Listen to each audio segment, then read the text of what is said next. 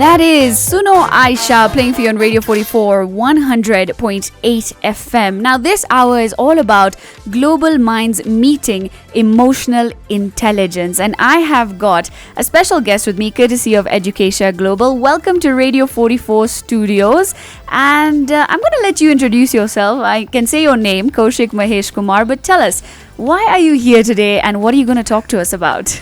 Well, thank you, Isha, for having me here. So I'm here to facilitate students, gonna provide the options what we have, and I do represent Jain School of Global Management, which is an Australian business school.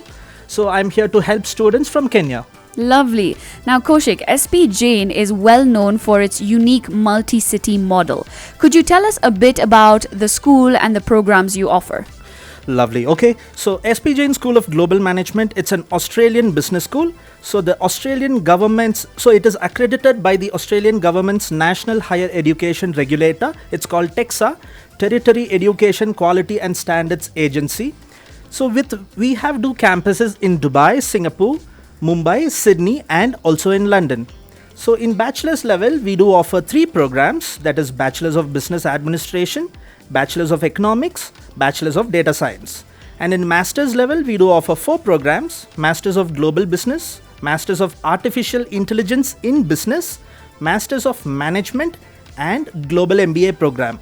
The unique part about studying with Jain is it's a multi-city program and you do travel to different countries. For example, year 1 our students will be in Singapore, year 2 in Sydney, year 3 and 4 will be in London, Wow. So yeah. That's amazing. So your students ideally get to study across cities like Dubai, Singapore, Sydney and London. How does that global exposure give them an edge in today's competitive world? Because we know today AI and all of these things is just making life tougher and tougher. So tell us, how does this exposure give your students a bit of an edge over other students? Great. Let me give you an example. Let's take 2 students, student A and B. Student A starts and ends the program in one country, and student B starts year 1 in Singapore, completes his 3 months of internship in Singapore. Yeah. Year 2 he studies in Dubai and finishes his 3 months of internship in Dubai. Likewise, year 3 and 4, 3 months in Sydney and finishes his program. By the end of year 4, he'll be already holding 1 year of full-time work experience. Wow. So that adds more weightage when it compared to other candidates, and top companies prefer to recruit students who are holding global exposure. That's actually amazing. I was just listening. I got lost even. I am quite tempted to take this offer as well. Honestly, I've been thinking about my education as well. So when you say something like this, it just adds on to that value that global exposure is something that you cannot get anywhere else. So when it comes to admissions, okay, what qualities do you look for in applicants? And could you share a bit about costs, any special scholarships available for Kenyan students, and who they can reach out to here in Kenya? Absolutely. So we do consider academics, of course, yes. But along with academics, we also do consider extracurriculars that can be anything, be it music, arts, sports, dance, anything it can be. And also we gauge them majorly on their attitude. So our students, when they're applying with Jain School of Global Management, they'll have to undergo a 2-round evaluation process. Okay. Round 1 is Jain's online interview, followed by online Jain's aptitude test. So they'll have to clear these 2 rounds in order to receive an offer letter from Jain. So basically, we do consider academics plus extracurriculars and their attitude. Lovely. That's amazing to hear. A lot of times back in, I wouldn't say my day, I'm still a bit young, but back in the days, you would see universities going more for academics only, and you would want like an all-star, A-star student. But obviously, I think now with education, it's become so diverse, you have to look at the student as a whole, and it's amazing that you guys are offering that. Now, you've been in student recruitment for over 15 years. What's one key piece of advice you'd give to young people in Kenya who are thinking about studying abroad? Well, so let me take the quote from Benjamin Franklin. It's about planning. If you fail to plan, you are planning to fail. So I always advise my students to plan well in advance, at least 6 to 8 months in advance, and not to do things in rush. That's amazing. First of all, can I say, kya baat? What a quote. Irshad. Thank you so much for that. And it's good to see that there's so many opportunities, so many diverse opportunities for people to explore, courtesy of Educatia Global as well as SP Jain School and our representative of Australian Business School as well, Kaushik Maheshkumar, Deputy Director of Student Recruitment. Now, we will be in talks with Dr. Bijal Oza, and she's going to tell us more about, the emotional intelligence part of this entire process. So stick around for that this hour on Cruise Control.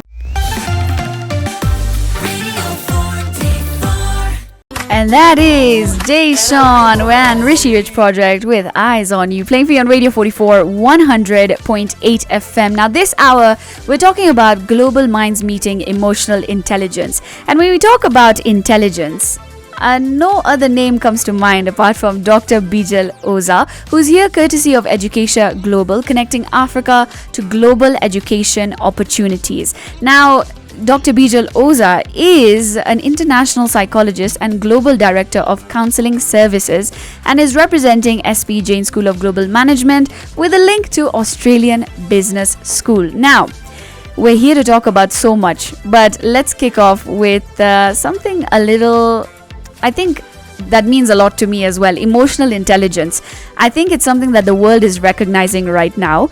And your work centers around emotional intelligence and the science of happiness. How do these ideas fit into education at SP Jain? Hi, Isha. Firstly, thank you so much for having me here. Thank you for being here. It's such a pleasure and a very good evening to Nairobi. You're right. I'm so glad that concepts like emotional intelligence are taking a strong footing today, especially given that we're living in a world which is so heavily driven by artificial intelligence. Yes. And so our human skills become even more critical. Yeah. Now, at SP Jain, our tagline is transforming students' lives through the power of education. And this rightly includes their social, emotional development.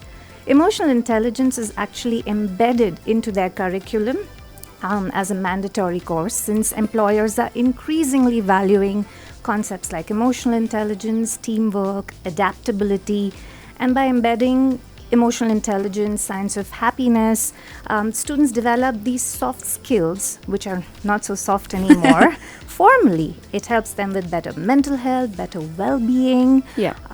And this emphasis on self-awareness, mindfulness, happiness, it equips them to manage stress, avoid burnout, and navigate stressful transitions. Wow, I wish somebody helped me navigate stressful transitions when I was growing up. But how important is mental well-being for students studying internationally, and how does SP Jain support that balance? So, when students go abroad to study, they're not just managing their coursework, they're also navigating major life transitions. And for international students, this makes mental well-being even more critical. Yeah. And I'll tell you quickly why. Because there's cultural transition, social adjustment, there's academic pressure, the performance of doing well, socially as well. There are quite a few logistical challenges. There's, of course, the global mobility, the uncertainty that we're obviously surrounded by. And therefore, focusing on mental health becomes super critical. Yeah. At SP Jain, we have dedicated counseling and coaching centers across all our campuses. We have very strong well-being policies, and we promote a culture of well-being on all our campuses. So our approach is not just reactive, it's more proactive. We provide a life cycle support, so to say. I like that. That's really nice. Yeah, and as I mentioned earlier, our happiness programs, our well-being programs are very strong, and we empower students. We have wellness ambassadors, empathy ambassadors, and this is our student community. And they're the ones who drive a lot of these initiatives. We also provide support for cross-cultural and global student life transitions. So this is one thing you've said that really struck out to me. It's empathy ambassadors. I know we're going slightly derailing a little bit, but what is an empathy ambassador?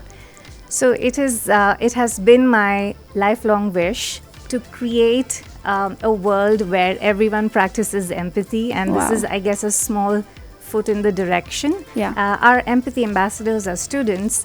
They help work with us, design initiatives around empathy. I look at empathy as the deepest form of learning, right? I think it's a very misunderstood concept. For sure. And my empathy ambassadors are out there, breaking the myths, creating awareness, and spreading kindness. I think everyone should be an empathy ambassador. I think I want to, coin myself an empathy ambassador. I always look at myself as an empath, and now I think I can attach some pride to the name by saying I'm an empathy ambassador. But you've worked across the US, India, and the UAE. What have you learned about how culture shapes students' emotional resilience? Especially, I would say, being Indian, being brown, being from an ethnic household. How do you think this shapes your emotional resilience? Isha, that's an excellent question. And cultures, they are where we come from, our upbringing, our cultural conditioning is so important because it pretty much shapes how our worldview is, how we look at the world around us. And different cultures teach us different meanings of stress, of success, of discomfort, or failure. And therefore, for students, it becomes so critical, right? Because how they're expressing themselves, how they're coping with stress, how they're dealing with difficulties and failures largely depends on how they understand expression of emotion. So I think it's paramount that we focus on what cultures bring to the table when it comes to navigating stressful times and building emotional resilience. I think I would say as Indian kids, we have very strong emotional resilience. There's a lot of households where, you go through so much, you go through these cultural expectations, and then that kind of reflects in your adulthood as well and how you perceive the world. And I think that's beautiful, what you've just said. It really resonates with me a lot.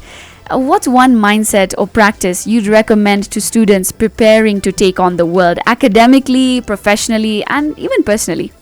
So, apart from what I just shared about having empathy ambassadors serving globally, I really help students build a habit of reflective pause. And if our listeners can take note, it's a really helpful framework. Stop, notice, choose. It's simple, but it's one of the most powerful mental frameworks for navigating complex, global, high-pressure lifestyles. How it works? So, whenever you're stressed, making a decision, feeling overwhelmed, or even excited, first thing is stop. Take a brief pause, even 5 seconds. It interrupts your overthinking, interrupts your autopilot mode. Notice, observe what's happening. What emotion am I feeling? What story am I telling myself? What do I actually need right now? Now, this is emotional intelligence in action. And finally, choose. Respond intentionally rather than reacting impulsively. Choose a behavior that is more aligned with your values, your goals, your identity, and choose how you want to show up, not how stress dictates.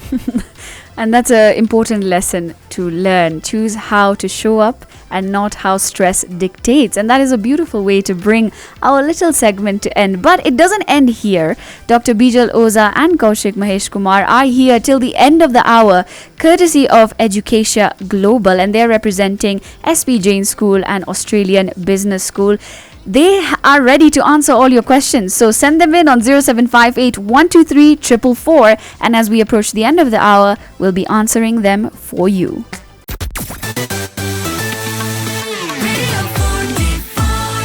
And that is Sony playing for your Radio 44 100.8 FM. Now we are back in talk with Kaushik Maheshkumar and Dr. Bijal Oza, courtesy of Educatia Global, as well as representation for SP Jain School, which is an Australian business school. Now, we did get a question, and it's a very important question. Any special scholarships available for Kenyan students or East African students, and who can they reach out to right here in Kenya? Yes, so we do have special scholarship for Kenyan students. It's up to 90% on their tuition fee component. Wow. Yeah, so it's gauged on their academics and their extracurriculars. Okay. Yeah, it's exclusively for East African students. And our point of contact here in Kenya, it's Educatia Global. They are one of our authorized partner based in Nairobi. So, Educatia Global is supposedly connecting Africa to global education opportunities, and I know they have so much in store for East African students. And this scholarship, 90%, is an amazing scholarship. And one thing I was reminded, actually, just recently, is that you have to look at something like a fee structure. And in this day and age where we're trying to be more money conscious, we're trying to spend wisely. Yes, spend on education. It's a great expenditure, but spend wisely. And I guess that's where Educatia Global comes into play. You can visit their website, educatiaglobal.com, which is educatia global.com, or you can call them on 0736 229 229. I'm going to give you a second to take that down. 0736 229 229. That is Educatia Global. And we've spoken about so much emotional intelligence when it comes to university education, traveling abroad. We've spoken about insights on global education, amazing scholarship opportunities, and what makes SP Jain one of the world's top business schools. And it is an Australian business school, actually. So I do want to take note of that as well. If you've ever wanted to study in Australia, then you know you can. We've got amazing beaches over there, good weather, and why not do it through SP Jain School? Now, thank you so much for being here this hour, guys. Kaushik, Maheshkumar, and Dr. Bijal Oza. Thank you for being at Radio 44 today. Thank you. Any parting words for our future scholars? I think I want to quote you, something you said earlier today, which is global minds meet emotional intelligence. Amazing. And I think that is just the perfect way to end today's conversation. Thank you so much, Isha. Thank you. And this was an amazing interview. And actually, I will be in conversation with Educatia Global for some opportunities for studying abroad because, you know, a girl has to get her degree. So anyways, I'll see you in the next hour of Cruise Control. And that was an amazing interview with Educatia Global, SP Jain School of Global Management, which is an Australian business school.